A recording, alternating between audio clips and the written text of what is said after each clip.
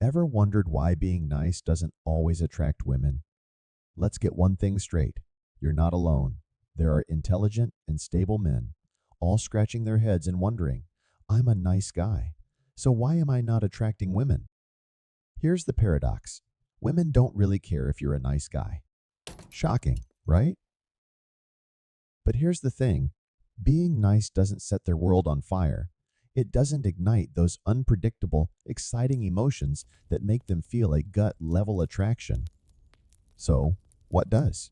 You guessed it, a bit of teasing, a dash of humor, unpredictable behavior, and that magical blend of cockiness and humor. I'll let you in on a theory that resonated with me. A lot of us men were raised primarily by our mothers, or in households where our mothers dominated our fathers. In either case, we learned to attract a mother, not a lover.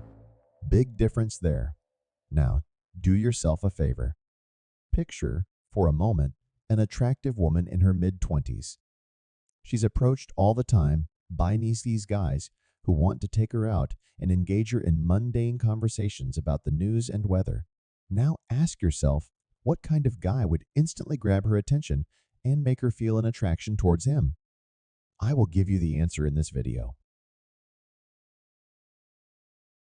A lot of men say, I know this girl who's gorgeous, smart, and attractive. We're great friends, have everything in common, and we get along perfectly. But she says that she's just not attracted to me. Ever noticed that the most attractive and intriguing women seem to be drawn to men who don't treat them very well? Or that the nicer you are to a woman, the more she seems to relegate you to the just a friend zone? This may sting, but here's the deal. Women aren't usually romantically attracted to these guys. They're attracted to men who are funny, confident, mysterious. Good looks don't hurt, but if you're not a towering model, then you have to learn how to attract women with your personality. And being nice isn't going to cut it. It seems counterintuitive, but being nice isn't always enough. Have you ever thought about who raised you and how it influences your approach towards women? A provocative question indeed. Let's delve into it. There's a theory that suggests that men who were raised predominantly by their mothers, or in households where the mother was the dominant figure, have learned to attract mothers rather than lovers. Intriguing, isn't it? This theory posits that our upbringing has conditioned us to seek approval and validation from women, much like we did from our mothers during our formative years. We were taught to be respectful, kind, and considerate, all noble qualities indeed. But when it comes to sparking that raw, visceral attraction in a potential lover, these traits often fall short. Now, don't get me wrong. There's nothing inherently bad about being a nice, respectful guy. But when we're talking about igniting that spark of attraction, we need to understand that lovers and mothers are attracted to different qualities. Mothers value stability, reliability, and kindness. These are qualities that make us feel safe and secure, which is why our mothers encouraged them. But lovers? They crave excitement, unpredictability, and a dash of mystery. They want to be intrigued, challenged, and yes, even teased. So, in essence, we've been conditioned to be the perfect sons, not the perfect lovers. We've learned to suppress our playful, teasing, and unpredictable sides, fearing it might upset or offend. But in doing so, we're also suppressing the very traits that can make us irresistibly attractive. This doesn't mean we need to abandon respect and kindness. Not at all. It's about striking a balance, about being a good man, but not forgetting to be a fun, exciting man too. It's about understanding that being nice and being attractive are not mutually exclusive. So, if you've ever found yourself being the nice guy who always ends up as just a friend, it might be time to examine how your upbringing has shaped your approach to women. What kind of man would truly spark attraction? This man is confident, not in an arrogant way, but in a way that shows he's comfortable with who he is. He's funny, but not in a slapstick kind of way, more in a witty, makes you think kind of way. He's cocky, but not in an off-putting, I'm better than you way. He's cocky in a confident I know who I am and I'm comfortable with it way. Now you might be thinking, but I'm a nice guy. I can't be cocky and funny. And to that, I say, why not? Being nice doesn't mean you have to be boring. It doesn't mean you have to agree with everything she says or do everything she wants. Being nice means treating others with respect and kindness. But being interesting, that's something else entirely. Being interesting means having your own opinions and not being afraid to voice them. It means having hobbies and passions that you're excited to share. It means being comfortable in your own skin and not being afraid to show who you really are. So remember, it's not about being nice, it's about being interesting. Because in the end, it's the interesting guys who get the girl. There's nothing wrong with being nice, but it's not the key to lighting up a woman's emotional fireworks. This might sound counterintuitive, especially to those who were taught to always be polite and respectful. However, consider this: being nice often translates to being predictable, and predictability is the antithesis of excitement. Confidence, on the other hand, is magnetic. It's the bold signature of a man who knows his worth and isn't afraid to show it. Women are naturally drawn to this kind of self-assured energy. It's invigorating, it's refreshing, it's attractive.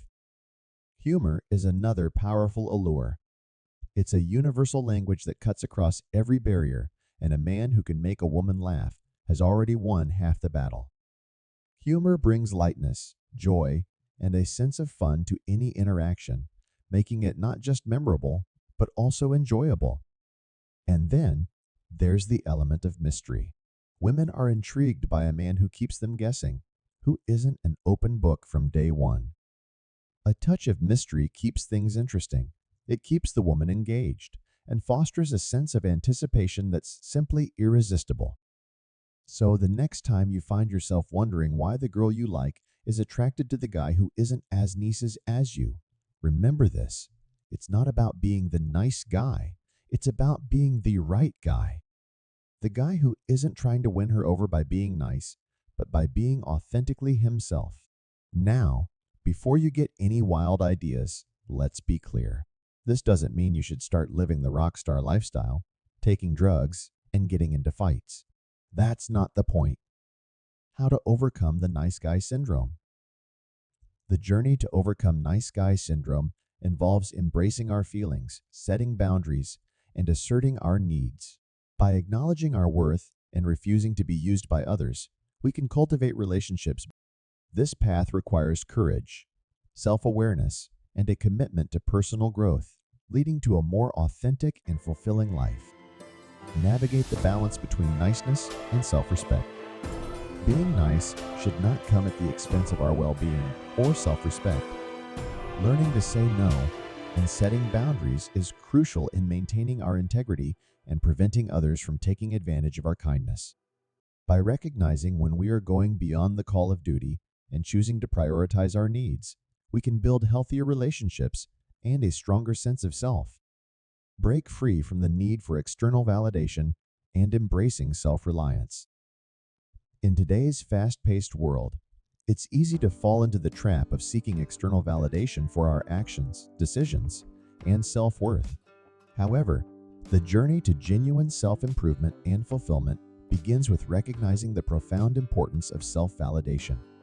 This pivotal shift from external approval to internal assurance empowers us to become more self-reliant and confident, laying the groundwork for a life of authenticity and purpose. Use the power of assertiveness. Assertiveness is not just a skill, it's a gateway to expressing our true selves. By learning to articulate our needs and desires openly and honestly, we set the stage for healthier relationships and personal growth.